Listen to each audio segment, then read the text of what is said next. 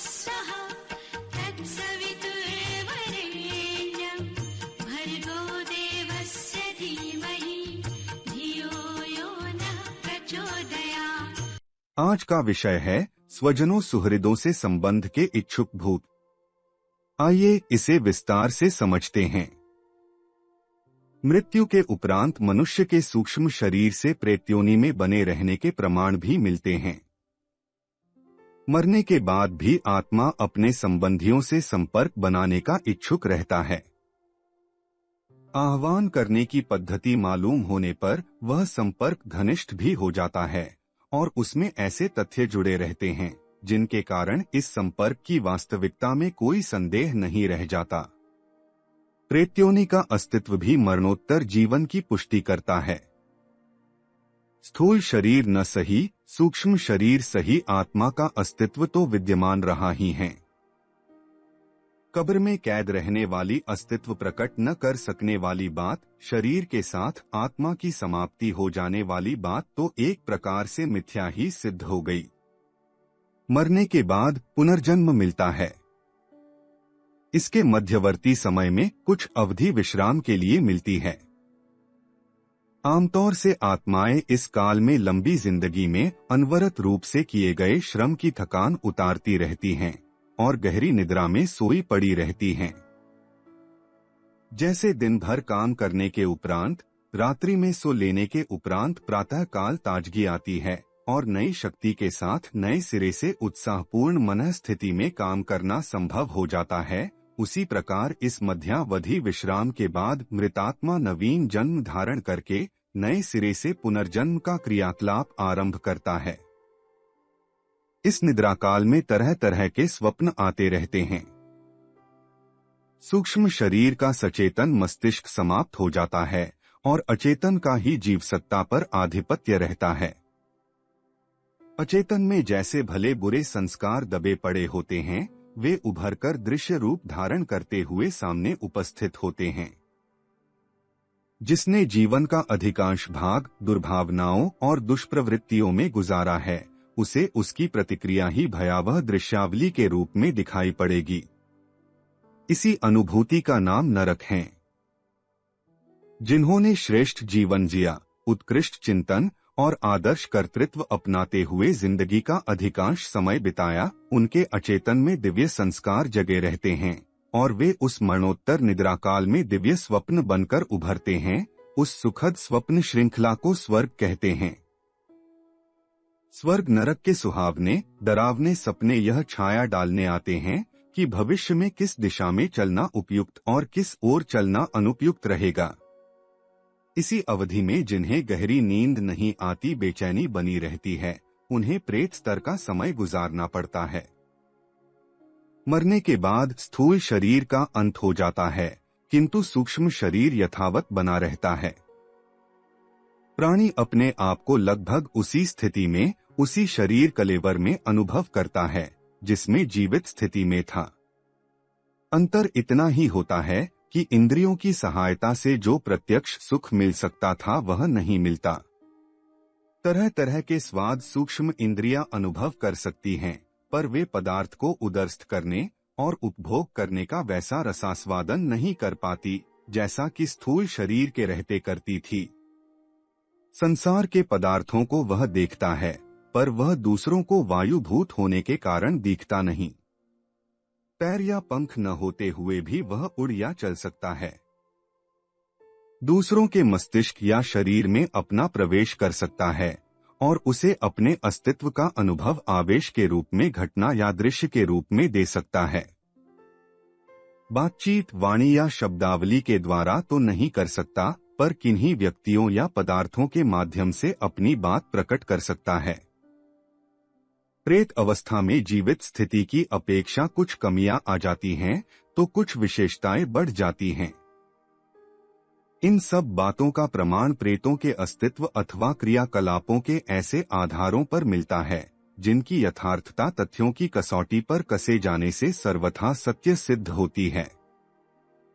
विश्व विख्यात लाइफ पत्रिका के संपादक जॉर्ज लेथम की वह लेखमाला पढ़ने के योग्य है जो उन्होंने मैं परलोकवादी क्यों हूँ शीर्षक से कई पत्रों में प्रकाशित कराई थी। उनका पुत्र जॉन भी फेल्डर्स के मोर्चे पर महायुद्ध में मारा गया था। तोप के गोले ने उसके शरीर के टुकड़े टुकड़े उड़ा दिए थे। फिर भी उसकी आत्मा बनी रही और अपने पिता के साथ संपर्क बनाए रही।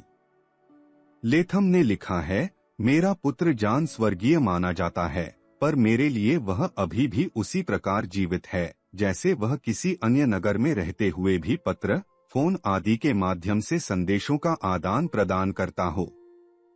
उन्होंने अपनी मान्यता को भ्रम अथवा भावावेश जैसा न समझ लिया जाए, इस आशंका का खंडन करने वाले ऐसे प्रमाण प्रस्तुत किए हैं जिनके आधार पर मरणोत्तर जीवन पर संदेह करने वालों को भी इस संदर्भ में प्रामाणिक जानकारियां प्राप्त करने और तथ्य तक पहुंचने में सहायता मिल सके। Sir Oliver Lodge, sir William Crookes की तरह ही विज्ञान क्षेत्र के अन्य प्रामाणिक विद्वान भी मरणोत्तर जीवन और आत्मा के अस्तित्व पर अन्वेषण करते रहे हैं। इनमें से डॉक्टर ए. रसल वालेस और सर विलियम बैरेट के नाम भी हैं, जिन्होंने आत्मा का अस्तित्व किन्हीं किंवदंतियों अथवा पूर्व प्रचलित मान्यताओं के आधार पर नहीं, वरन उपलब्ध ठोस प्रमाणों के आधार पर ही स्वीकार किया था। इन प्रमाणों की चर्चा उन्होंने अपनी पुस्तकों में की है। स्कॉटलैंड के सेंट कुर्री नामक गांव में एक बालक जन्मा डेनियल डगलस होम, पिता दरिद्र और बालक रोगी। बच्चे को चाची ने पाला। 14 वर्ष की उम्र तक वह ऐसे ही तरह तरह की बीमारियों में ग्रसित रहकर ऐसे ही दिन काटता रहा। इसी बीच उसे यह अनुभव होता रहा कि कोई प्रेतात्मा उसके साथ संबंध बनाती है और तरह तरह के संदेश पहुंचाती है। डरते डरते उसने वे संकेत अपने घर वालों और पड़ोसियों को बताए। पूर्व सूचनाएं जब सही निकली तो उनका विश्वास बढ़ता गया और अमुक समस्या का हल प्रेतात्माओं से पूछकर बताने के लिए उसका उपयोग किया जाने लगा। जो परामर्श मिलते उनमें से अधिकांश बहुत ही उपयोगी, महत्वपूर्ण और अप्रत्याशित होते थे। सन 1850 का वर्ष और जुलाई का महीना था। उसकी चाची ने मेज पर भोजन की प्लेटें सजाई हुई थीं। अचानक प्लेटों के आपस में टकराने की आवाज आई। बाहर निकलकर उन्होंने देखा तो पाया कि प्लेटें टूटी हुई जमीन पर पड़ी हैं। उन्होंने इसका कारण होम की किसी हरकत को समझा और उस पर बुरी तरह झल्लाई, पर वह निर्दोष था। सिर झुकाए एक कोने में खड़ा था। उसने इतना ही कहा, इसमें मेरा दोष नहीं है। चाची ने दूसरी घटना यह देखी कि टूटे हुए टुकड़े अपने आप इकट्ठे हो रहे हैं और जहां तहां बिखरे न रहकर एक कोने में जमा हो रहे हैं। यह और भी अधिक आश्चर्यजनक था। समेटने वाला दिखाई कोई नहीं पड़ता, तोड़ने वाला कोई नहीं, फिर प्लेटों में यह हलचल कैसे हो रही है? होम का प्रेतात्माओं से संबंध होने की बात और भी अधिक अच्छी तरह पुष्ट हो गई। जब भूत प्रेत की बात अधिक फैली तो चाची डर गई और उसने झंझट भरे होम को घर से निकाल दिया। वहां से वह इंग्लैंड चला गया। अपनी शारीरिक रुग्णता की चिकित्सा कराने के सिलसिले में उसका संपर्क डॉक्टर काक्स से हुआ। वे अध्यात्मवादी थे। उन्होंने न केवल रुचिपूर्वक इलाज ही किया, वरन लड़के की आत्मिक शक्ति को बढ़ाने में भी सहायता की, ताकि वह परलोक की आत्माओं से अधिक अच्छा संबंध बना सकने में समर्थ हो सके। इस साधना से उसे आश्चर्यजनक सफलता मिली। उसे प्रेतात्माओं का प्रामाणिक संदेशवाहक माना जाने लगा। इस संदर्भ में इंग्लैंड के उच्चकोटि के व्यक्ति उससे अपना समाधान कराने के लिए मिलने आए और संतुष्ट होकर लौटे। इन ख्यातिनामा लोगों में इवनिंग पोस्ट के संपादक विलियम कुलेन ब्रामेट, प्रख्यात उपन्यासकार विलियम थेकर, प्रसिद्ध रसायन विज्ञानी सर क्रुक्स जैसे मूर्धन्य लोगों के नाम विशेष रूप से उल्लेखनीय हैं। उसकी विलक्षण प्रतिभा के संबंध में पत्र पत्रिकाओं में कितने ही लेख घटनाक्रम के विवरणों सहित प्रकाशित हुए। स्वर्गीय सम्राट नेपोलियन का एक संदेश लेकर वह 27 फरवरी 1860 को सम्राट से मिला। साम्राज्ञी यूजीन तो उन अद्भुत किंतु यथार्थ संदेशों से इतनी अधिक प्रभावित हुई कि पुरस्कार में होम को लाखों के बहुमूल्य उपहार दे डाले। होम के पूर्व जन्म की पत्नी रूस में जन्मी थी, वह उसी से विवाह करना चाहता था। यह कठिन था क्योंकि वह लड़की रूस के शाही जनरल क्रोल की इकलौती पुत्री थी। इतने प्रतिष्ठित और संपन्न पिता की सुशिक्षित पुत्री एक बीमार और प्रेत व्यवसाय का उपहासास्पद धंधा करने वाले के साथ कैसे ब्याही जा सकती थी, विशेषतया ऐसी दशा में जबकि दोनों एक दूसरे से परिचित भी न थे और सुदूर देशों में रहते थे। यह कठिन कार्य काउंट ऑफ मांट क्रिसी के प्रसिद्ध उपन्यासकार ड्यूमा ने अपने कंधों पर लिया। उन्होंने संदेशवाहक की सफल भूमिका निभाई और अंततः 8 अगस्त 1860 को दोनों का विवाह हो गया। दोनों ने मिलकर प्रेतात्मा विद्या के शोध कार्य को और भी आगे बढ़ाया। होम 21 जून 1886 को मरा।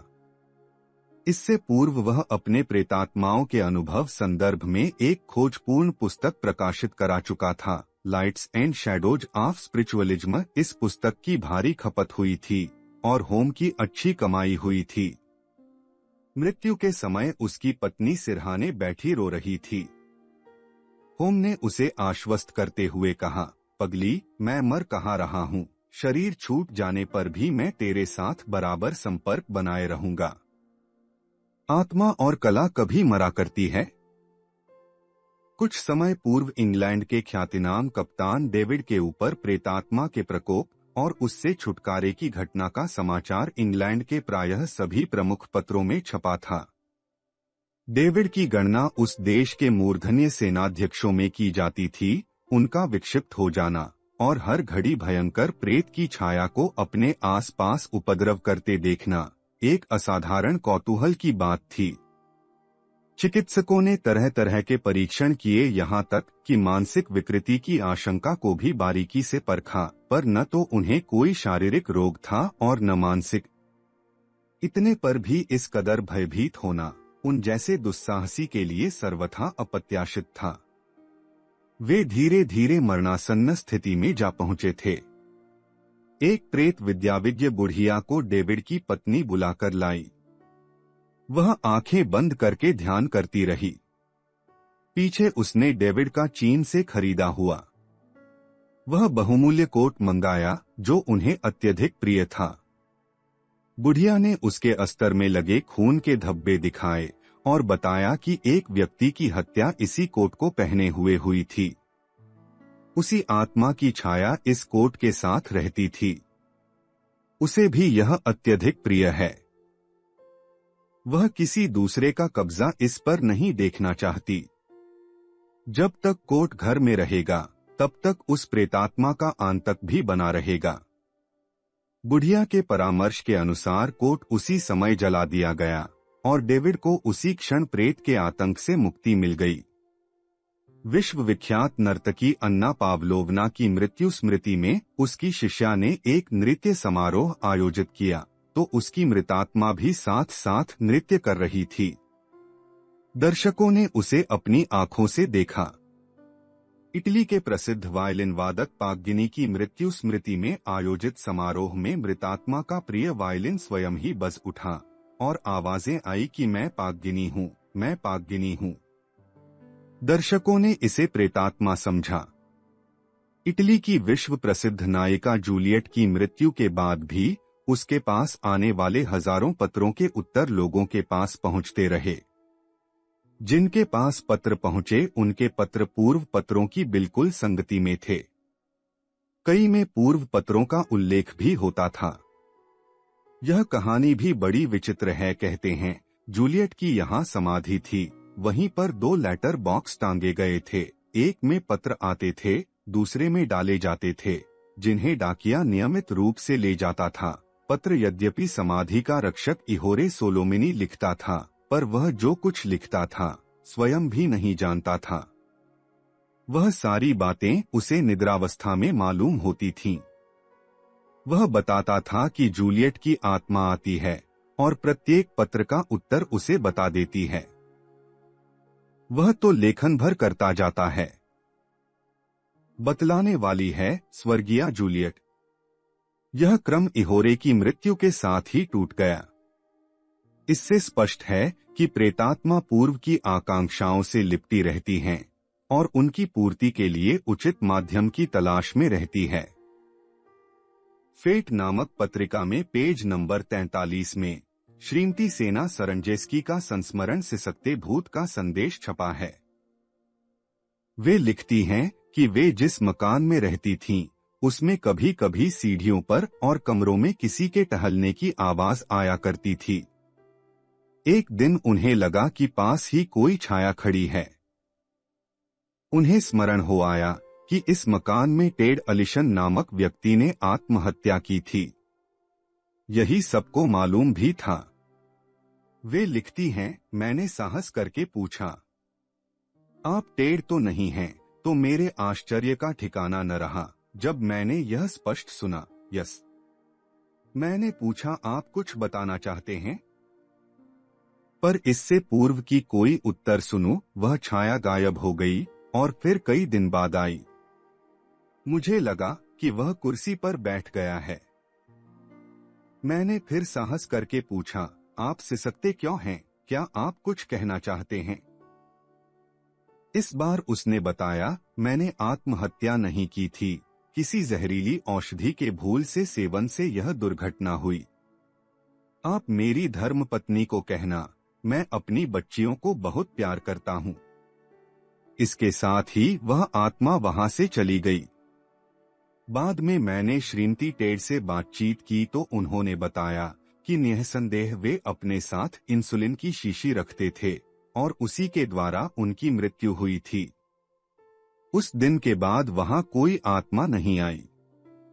इस पुस्तक के अन्य अध्याय सुनने के लिए डिस्क्रिप्शन बॉक्स में दिए गए लिंक पर क्लिक करें। For more videos visit our channel. Please like, share and subscribe.